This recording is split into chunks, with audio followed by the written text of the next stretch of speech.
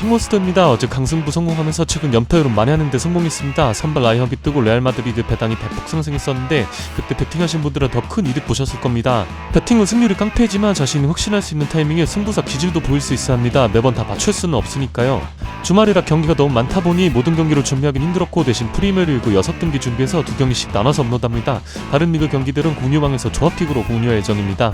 그리고 제가 일요일에 일정이 있어서 내일 경기 분석 영상은 아쉽게도 준비하지 못할 것 같습니다. 월요일 경기로 돌아올 테니 참고만 하며 그럼 오늘 경기 분석 시작합니다. 첫 번째 경기는 웨스트햄과 리버풀의 경기입니다. 요즘 리버풀 경기는 제가 갈 때마다 반대로 나와서 피하고 싶지만 시간대가 워낙 좋다 보니 다시 도전해봅니다. 웨스트햄은 레버쿠젠과의 지난 유로파리그 8강 2차전 여파가 상당히 컸던 모습으로 예상대로 직전 크리스탈 팰리스 원정에서 5대2 대패를 당하며 무너졌습니다. 또한 제러드 보옰이 지난 레버쿠젠과 2차전에서 부상을 안고 뛰었기 때문에 직전 경기에 이어 이번 경기에도 결장 가능성이 있으며 마브로파노스와 아게르드도 결장을 심상황으로 불안하다 얘기했던 오그본다가 또다시 선발로 나올 가능성이 있습니다. 참고로 오그본다는 직전 크테전에서 부진으로 후반전 시작과 동시에 교체되었습니다. 리버풀은 지난 공식전 5경기에서 4골을 기록했고 그중 무득점 경기가 3번입니다. 참고로 기록한 4골 중 2골은 PK와 아놀드 프리킥 득점입니다. 리버풀이 기회를 많이 만들지 못해서 라기보다는 살라와 누네즈가 너무 많은 찬스들을 놓치고 있기 때문입니다. 쟤는 프람전에선 살라와 누네즈가 로테이션을 위해 선발해서 제외되었었는데 이날 리버풀이 기록한 기대 득점은 1.00xg였지만 3골을 넣었습니다. 하지만 살라와 누네즈가 선발로 나온 크리스탈 팰리스전과 에버튼전에선 각각 2.81xg와 2.08xg를 기록했으나 두 경기 모두 무득점에 그쳤던 리버풀입니다. 이쯤 되면 무엇이 문제일까요? 앞서 말했듯 이 경기 시간대가 한국 기준으로 굉장히 좋은 시간대입니다. 충분히 선발 라인업을 보호할 수 있는 경기이기에 저는 이 경기에서 살라와 누네즈가 또다시 선발로 나온다면 고민 없이 3.5 언더를 물겠습니다.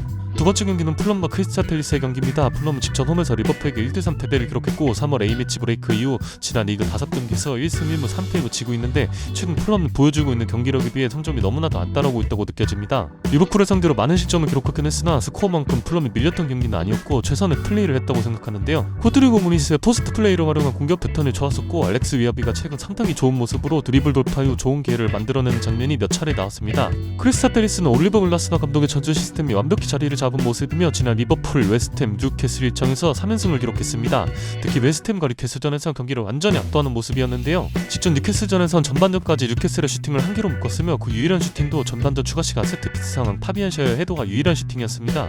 이날 선발을 예상했던 마이클 오리스가 선발 핏이 아니었는지 벤치에서 시작했고 2선에서 에베이치 헤자 조르당 아이유가 호흡을 맞췄는데 아이유의 성실한 수비가담과 엄청난 활동량이 돋보였고 소책골 장면에선 마테타와 원터치 패스 2번으로 자리를 완전히 잡고 있던 뉴캐슬의 수비를 뚫고 골키퍼와 1대1 찬스를 만들며 마테타가 선제골을 기록했습니다.